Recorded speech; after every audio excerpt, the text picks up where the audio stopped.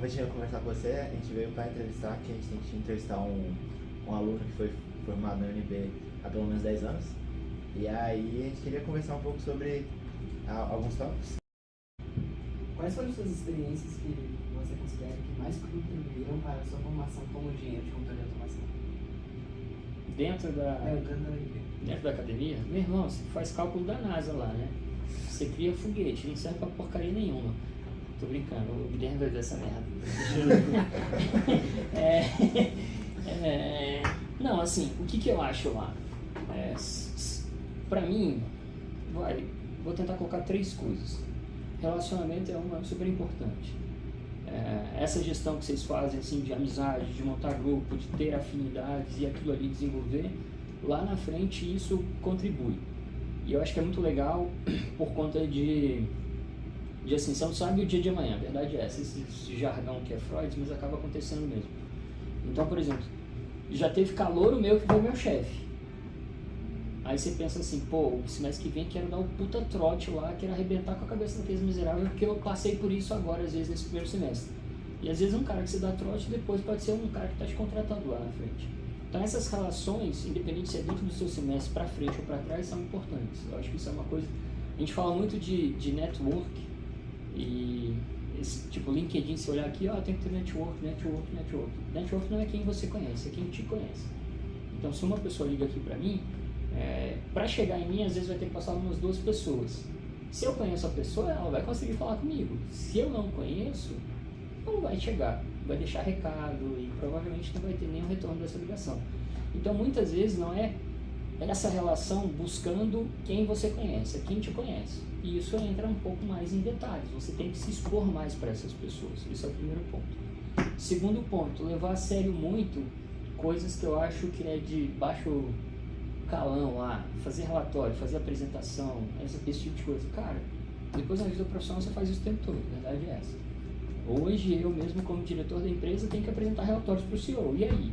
Então são coisas que você vai aprendendo ali de um jeito mais tranquilo que depois viram fomentos para a sua vida profissional de verdade mesmo. E o jeito de aprender, por mais que a gente xingue pra cacete os professores, essa que o Guilherme vai vivendo,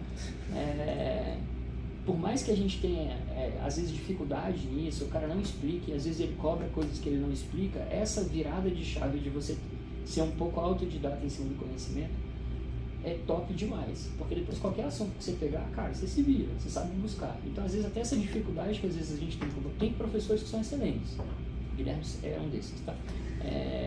E tem professores que às vezes não tem uma didática legal. O cara é um excelente pesquisador, mas dentro de sala de aula ele não consegue passar aquele conhecimento todo que ele adquiriu ao longo da carreira dele. Só que essa forma, às vezes, dele cobrar no nível dele, não explicando, faz com que você busque esse conhecimento de outras formas. E aí depois, quando você sai para o mercado de trabalho, bicho, pode vir qualquer assunto. Você vai sair do outro lado. Vai falar um pouquinho mais sobre o presente. A gente queria entender melhor em que área que você atua aqui dentro da Oreo e quais são suas responsabilidades na empresa. Cara, aqui dentro da Orion hoje eu sou o diretor de operações. Então toda a parte de execução está comigo. Então, TI está comigo. Vamos começar pelas que não tem a ver, né? Financeiro está comigo, compras está comigo, que é suprimentos. Aí eu tenho uma gerência de tecnologia, que nessa gerência de tecnologia tem TI, tem automação e tem missão crítica, que é manutenção de data center, construção de data center. Aí tem uma gerência de manutenção e obras, que é toda a parte de execução de serviços mais bruta mesmo.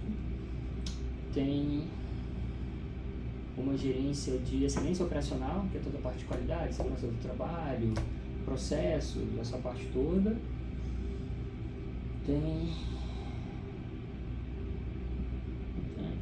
novas tecnologias, toda a parte de desenvolvimento, está dentro da minha área também. E tem mais um, a gente vai chegar lá.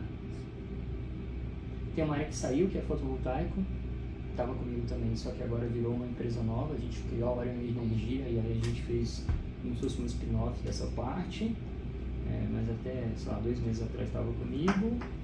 E estou esquecendo de alguma, segurança eletrônica, aí toda a parte de controle de acesso, CFTV, integrações também tá comigo. Basicamente é o seguinte, tem CEO, 2 diretorias, uma diretoria comercial e uma diretoria de operações. Quem vende não está comigo. Pronto, o resto tudo está comigo. Ponto. Resumindo, é isso. E ao longo da sua carreira, quais foram os desafios mais complexos que você teve que lidar com eles e como você lidou com eles? O mais complexo é gente. Tudo se resume a gente. Comercial é gente. Ah, não, é venda B2B. É CPF com CPF. E isso, às vezes, é muito difícil. Porque, às vezes, você tem que motivar, às vezes, você tem que engajar, às vezes, você tem que botar um tridente no rabo da pessoa e tal. Então, assim, gente é a parte mais difícil. E se vocês pegarem as matérias que vocês vão fazer ao longo disso, não vai ter nenhuma matéria para tratar de gente. Então é uma coisa que você não aprende, você aprende depois. Eu acho que esse ainda é o mais difícil. Então você ter pessoas certas, pessoas no lugar certo, porque às vezes você tem pessoas certas no lugar errado.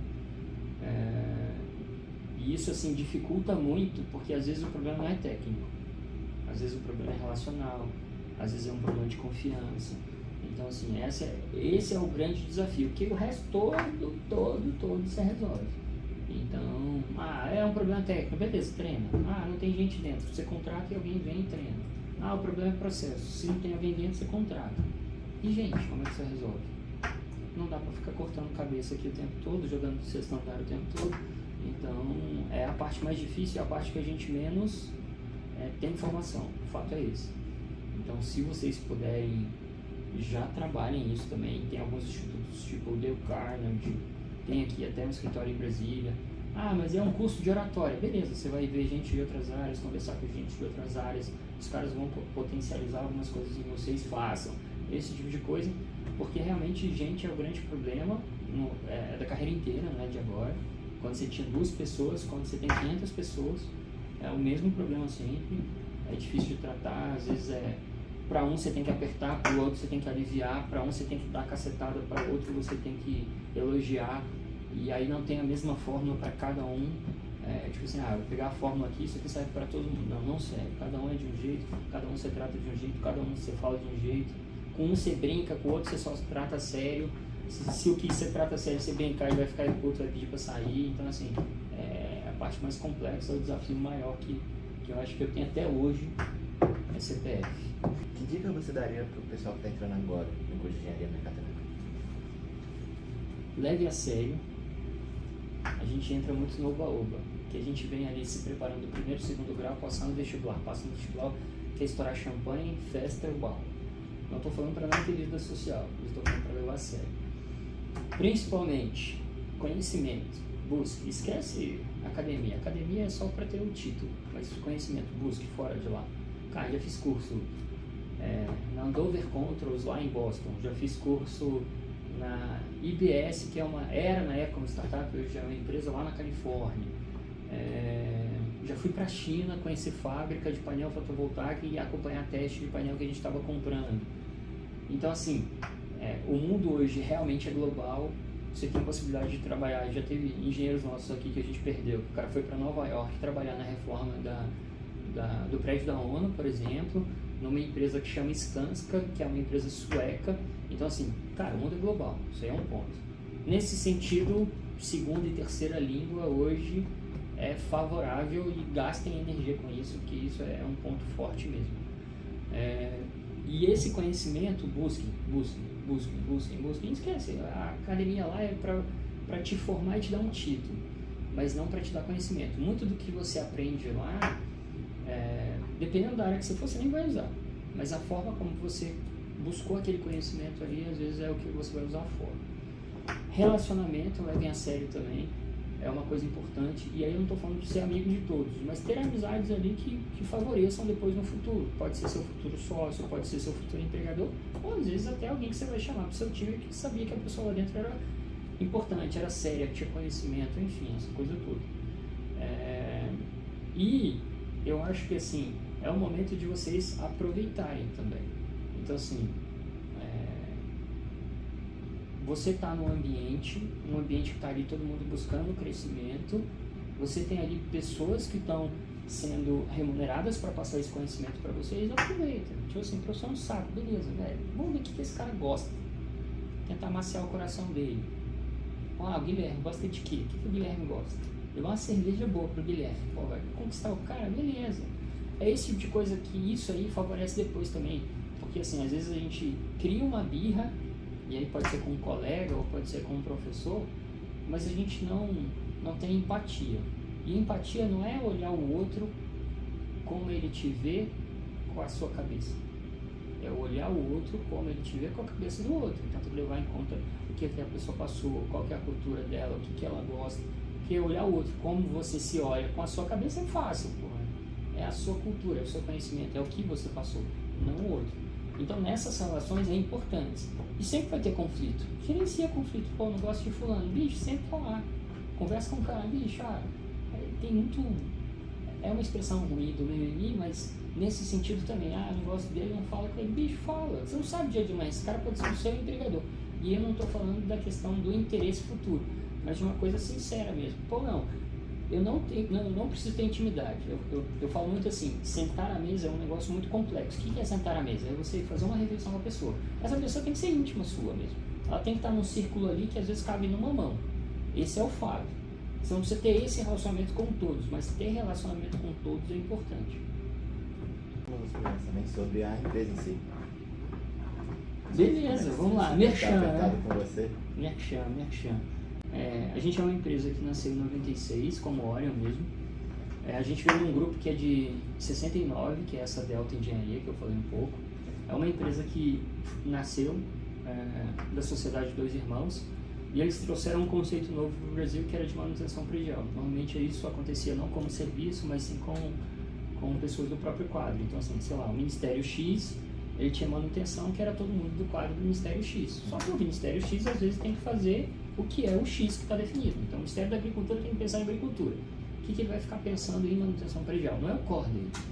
Então, eles trouxeram esse conceito dos Estados Unidos para cá e começaram a prestar serviços de manutenção, obras, construção, essa coisa toda.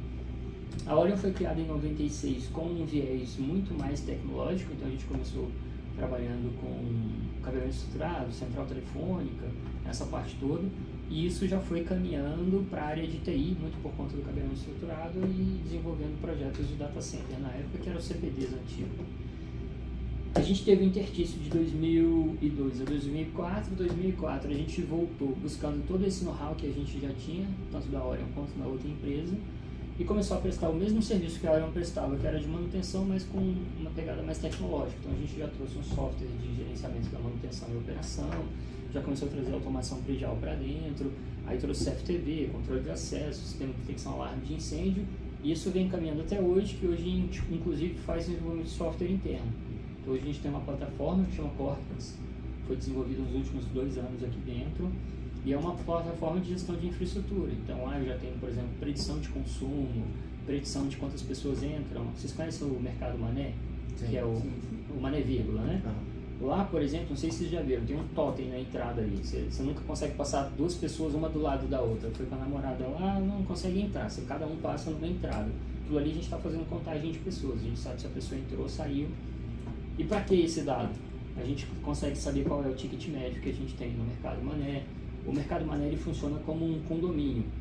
Então, por exemplo, prato e copo é fornecimento do condomínio. Então eles precisam saber assim, eu preciso lavar prato e copo agora? Não, mas a previsão de entrar 20 pessoas só agora no final do almoço. Então deixo para o meio da tarde e faço isso só para o jantar. Não, a previsão é chegar a 200 pessoas e a gente só tem 50 pratos. Pô, então a gente tem que fazer alguma ação aqui para resolver isso. Tem algumas lixeiras lá que tem uma balança, então o pessoal vai empilhando os pratos e aí a gente sabe um ponto que tem que buscar esses pratos lá para não deixar aquele negócio meio que zoneado ali. Então tem uma série de sensores ali, você fala assim, pô, isso? Sério? Então são vários dados aí que a gente está usando para essa gestão do mercado vírgula, né?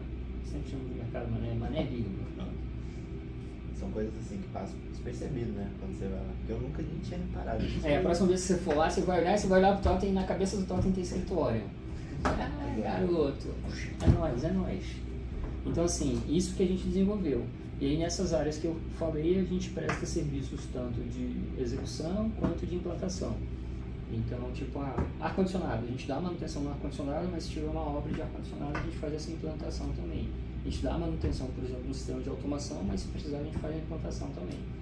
E uma parte mais forte que a gente tem, que é a missão crítica, é essa parte data center. Então, assim, o data center em si tem uma série de certificações, Então, por exemplo, a gente está trabalhando com um cliente agora em Campinas, que a gente fez toda uma adequação do ambiente do data center dele para ele receber uma certificação que chama Tier. E essa Tier está sendo no nível 3. Então, é uma questão de disponibilidade, de redundância em cima dos sistemas todos, tanto climatização quanto elétrica, quanto uma série de outras coisas, que ele não atendia a isso. Então a gente desenvolveu um projeto, fez a adequação, executou e agora está entregando esse ambiente para eles. Então um pouquinho da hora, não sei disso. Então, um pouquinho da importância da engenharia mecatrônica dentro da hora. Cara, assim, mecatrônica aqui, especificamente, assim, nessa área de desenvolvimento a gente tem usado muito, porque o time consegue entender como funciona na ponta e trazer esses dados e como analisar esses dados. Então a Cortex lá está dando muito certo. Aqui, no time de automação predial, a gente tem 2 engenheiros e acho que hoje está com uns 3 estagiários. Mas é a obra de execução de automação predial mesmo. Então, tipo, é o core business da controle de automação, né? E na parte, muito por conta dessa visão generalista que eu falei, eu, como engenheiro mecatrônica na diretoria operacional, o diretor comercial também é de mecatrônica, a gerente de novas tecnologias também é de mecatrônica, o coordenador de operações da Cortex também é de mecatrônica. Então, assim, a gente tem vários profissionais aí. Os 2 que eu falei que é da área de automação predial. Um cuida de obras e equipe volante, que a gente chama, que não tem equipe residente mesmo. E tem um outro que lá em frente ao UNB, tem 4 torres, onde é a sede do BRB agora. Aquelas 4 torres a gente que construiu e a gente faz a operação e manutenção até hoje. O engenheiro que cuida da parte de sistemas especiais lá também é de mecatrônica. Então, assim, o diretor, aí dentro, saindo um pouco da hora, indo para a hold, o antigo diretor de engenharia da Estilos, que é uma construtora, era um engenheiro mecatrônico. Mas, pô, mas construção civil e tal, tô te falando, velho, o mundo é do generalista. É o cara que tem a manha. Vocês contratam um estagiário de mecatrônica? Tem, velho. Quer saber quantos que eu tenho? Era melhor a pergunta. Não, porque a pergunta de estagiário é tipo assim, qual é o processo para a contratação deles? Cara, assim, o NB é meio chato, então eles só estão assinando contrato de estágio, acho que a partir do 5º semestre. Então, normalmente, a partir do 5º semestre tem um processo seletivo. O processo seletivo normalmente é divulgado, então o nosso LinkedIn sempre divulga lá essa questão do estágio. É um processo seletivo que tem algumas etapas, então começa com uma etapa de análise documental, que eu não falo nem de currículo, porque não tem currículo mesmo. Aí tem uma provinha, depois tem uma entrevista e depois vai para o gestor daquela área específica para escolher. Então, assim, vem um processo lá que é 20, faz a prova, normalmente uns já caem, faz uma entrevista com o RH, alguns já caem, e aí eles entregam 3 candidatos normalmente para o gestor da área específica, que às vezes pode vir. Por exemplo, eu tenho mecatrônica na parte de manutenção, eu já tive mecatrônica na parte de missão crítica. Hoje o volume maior de estágio de mecatrônica eu acho que está na área de desenvolvimento, que é novas tecnologias. Que é um time que está desenvolvendo essa parte da Cortex, mas lá eu tenho hardware também. E aí o gestor ou a gestora da área específica faz a entrevista com esses 3 para escolher um deles. Normalmente acontece isso. E já aconteceu casos de, por exemplo, é para uma área em novas tecnologias, e aí quando faz a entrevista fala assim, não, o perfil melhor é para manutenção, e aí já indica para o time de manutenção para, você não quer avaliar esse currículo, você passou nas provas e tal, chegou no final do processo, às vezes vale a pena. Então basicamente seria isso. Eu não sei como é que está o NB hoje, mas eu ainda acho que continua nesse esquema. A gente teve muito problema de tentar contratar antes e a UNB negava a assinar o contrato. A partir do 5º semestre. Então, só pra gente se apresentar aqui, eu sou João Pedro. E vocês podem falar, gente. Eu sou Guilherme. Eu sou Renato. Eu sou o Lucas.